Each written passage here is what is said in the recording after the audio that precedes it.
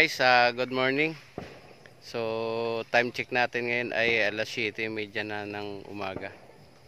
So dito na naman ulit tayo guys ulit sa ating Monte Farm. So yan, may maliit tayong farm area. So guys, nadagdagan na naman ulit yung ating alagang hayop. So update ko kayo mamaya. Tapos siyempre papakita ko rin sa inyo yung aking bagong alaga. So guys, samahan nyo ako sa video na to. At saka sa mga nanonood, pakitapos naman po yung aking video. At saka paki-like, share, and subscribe naman po sa mga lahat ng nanonood na hindi pa subscriber po. So maraming salamat po. So guys, ito na yung ating area, yung farm natin. So agang-aga natin nagpakain at saka naggamot ng mga may sakit. So ang ginagamit natin guys na gamot yung yung sili.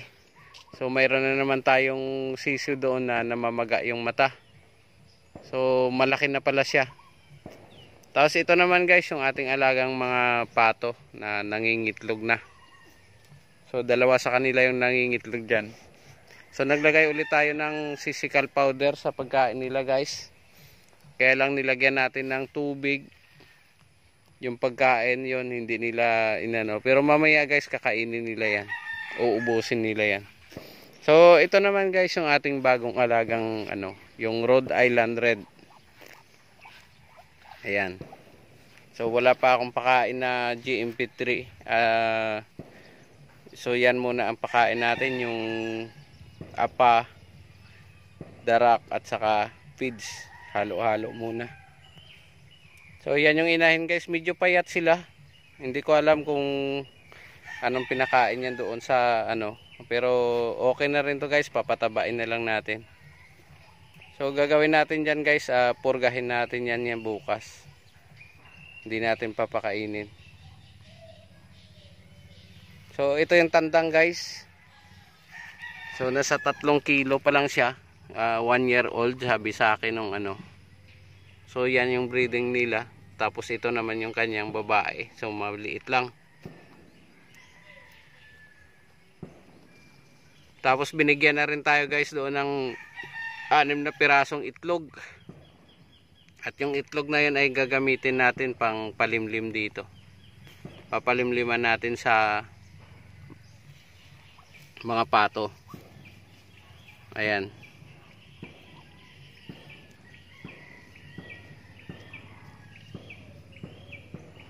Tapos guys, yung itlog natin ito na. Mayroon ng 8 piraso. 2, 4, 6, 8.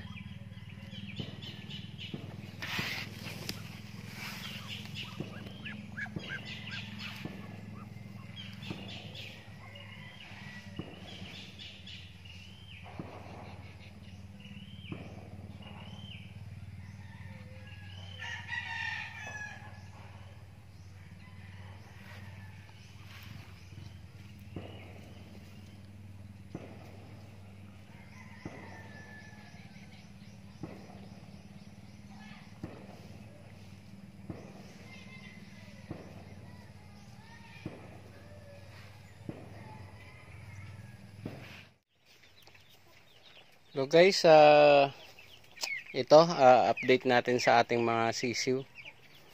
So ito ay mga na guys, 21 days. Pero mga maliliit po sila. Yan. So nung nagbilang ako kahapon ito guys, na lang sila, 75 heads. So yan.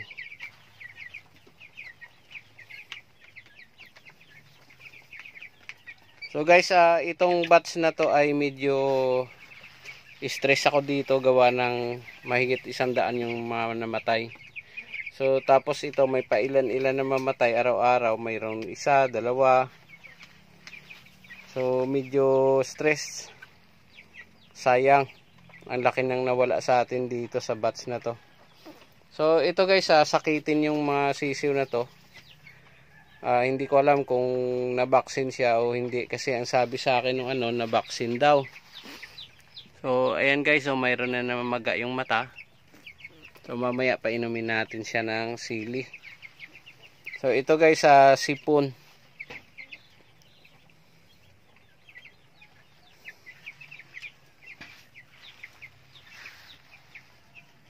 So ito naman guys, binuksan na natin to. Ilang araw na nakabukas yan.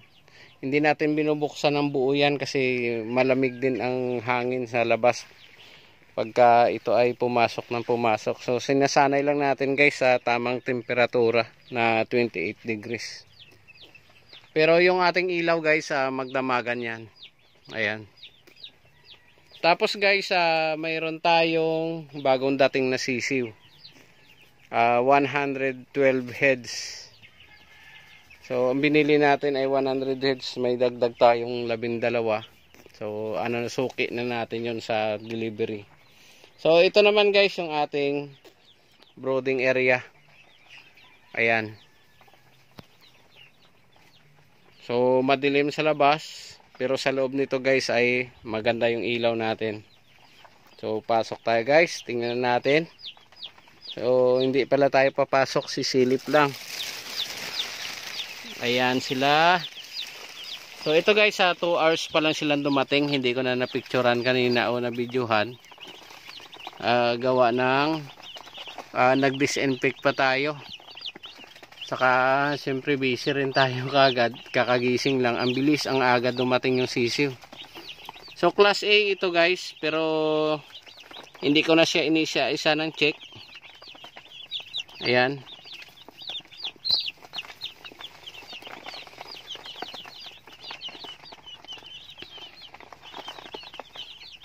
So bahala na sila, class A man o class B, basta malusog yung ating sisiw. So tingnan na lang natin guys ang resulta nito. So sana naman. So ang program natin dito sa pakain at saka sa kanilang painom, bali 3 days tayong magpapainom guys ng electrolytes. Tapos after 3 days papainom tayo ng antibiotic, so para sa prevention. So after 1 week, doon tayo ngayon babanat ng vitamins. So papainom tayo ng maraming vitamins sa loob ng 1 linggo. So Vitamin Pro o kaya Bitrasin Gold ang ating ipapainom. So malalaman natin guys kung anong mas maganda. Tapos yung pakain natin dito guys ay Integra 1000. So yung pakain natin sa kabila Integra 1000 din, pero medyo bansot sila. So dito makikita natin dito guys kung So ayan, maliliksi naman. So ito guys, day old pa lang sila, day old chicks.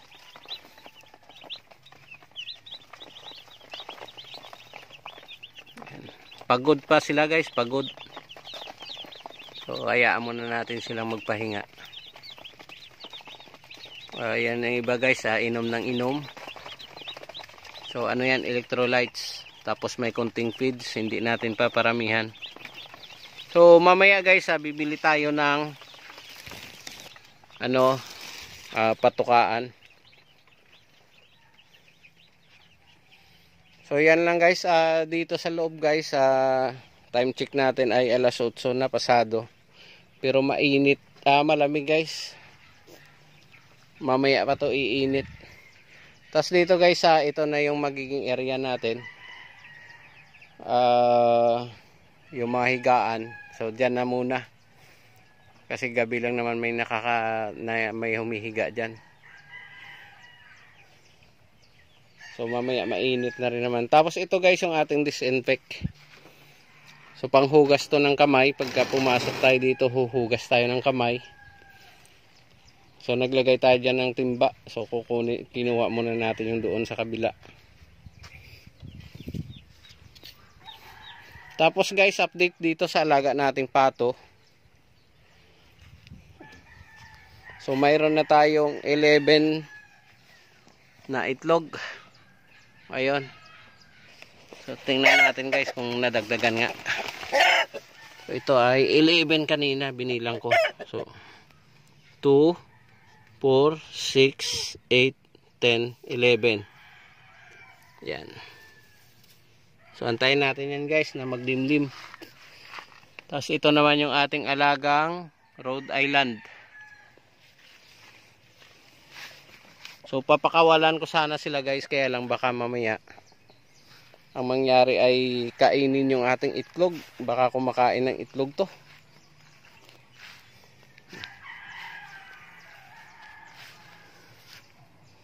So andito yung ating mga pato. So wala pa rin tayong nabiling ano guys, ano tawag doon, yung gulong, guma para sa kanilang painuman sa kapaliguan.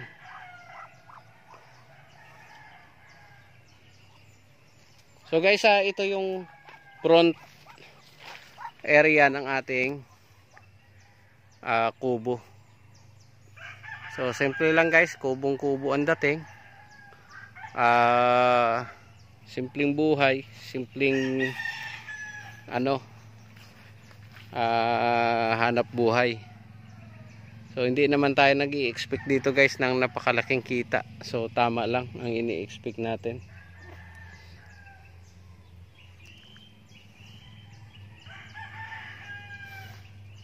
So makaalaga tayo guys, masaya na tayo, pantanggal stress kasi nagkasakit din tayo, stress tayo doon sa Cavite. So dito medyo nakapag-exercise tayo, tanggal yung stress natin. So ganyan.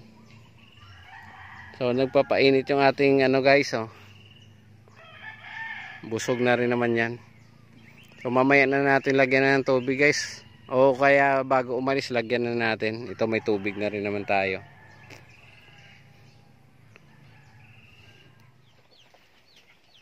Guys, time check natin ay 2:30 na ng hapon. So binisita ko guys yung ating sisiw. So ito na sila guys. So binuksan ko muna yung mga kortina, gawa guys sa sobrang init, nasa 34.3 kanina. So ito yung ating guys, thermometer. So masyado silang nagpanik kanina sa sobrang init. So yun kasi guys, ang sobrang init na yan ay malaking magpasipon yan, matindi magpasipon sa mga sisiw natin after 2 to 3 days. So ma-stress po sila dyan. So ang init dapat guys ay 32 to 34 lang tayo. So medyo mainit sa labas kaya ayan. Pero nagbawas tayo guys, parang ano pa rin sila, medyo nilalamig kasi medyo mahangin. Nagbukas din tayo ng bintana. Pero sa ngayon ito sila guys kumakain. Ayan. So kanina napansin natin, natutulog lang yung iba dyan. Ano sila, parang hindi kumakain, pero ngayon kumakain na sila.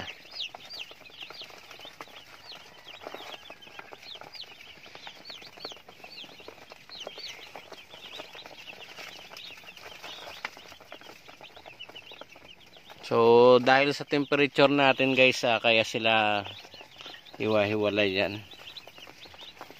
So the old chicks, ayan, masisigla na. Kanina stress tong mga to. Ngayon biglang bumabangon. So mayroon tayo guys sa isa na yon medyo mahina. Pero marami naman tayong dagdag dito guys. Bali natin kanina yung pinakiusap na lang na idagdag. Kasi pag ibinalik pa nila yan ay lalong ma-stress. So ayan. So sanayin natin to guys sa medyo mababa lang na temperatura. Gawa ng sala gabi, sobrang lamig. So ito guys, medyo alanganin tayo dito sa ating ilaw. So mamaya palitan natin yung isa na yon. Gawin natin 250 watts ito sa gabi. Kasi hindi pwedeng malamig. So tingnan natin mamaya guys kung ako yung magbabantay dito. Dahil isang gabi pa lang naman. So 2 to 3 days ako muna siguro. So tingnan natin to. So ito guys ang kulungan. Yung brooding area nila ay maliit yan. So after 3 days siguro, after 1 week, gagawin natin dito, extend tayo rito sa kabila. Yan. So ano natin to, dagdagan. Kasi sisikip sila dyan, yung 100. Sisikip yan. So ang lahi pala guys ng ating sisiw ay Cubs 500. So ito yung katulad doon sa isang kubo natin na kalbo. So ayan, pakiramdaman natin mamaya guys, pag nagtumpok-tumpok, isara na naman natin itong kortina.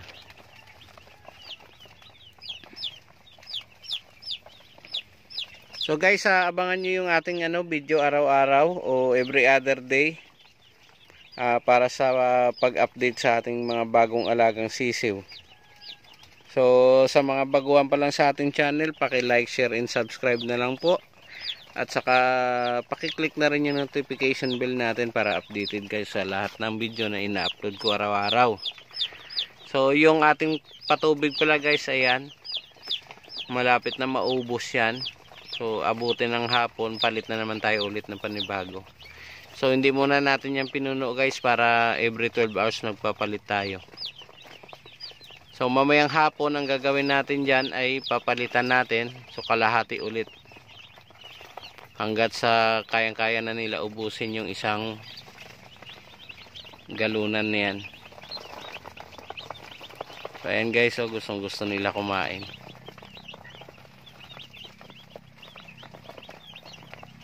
So ito guys, yung mga sisiw natin na to ay hindi katulad doon sa second batch natin. So ayan, masisigla talaga sila. So maraming salamat ulit guys. God bless and thank you very much.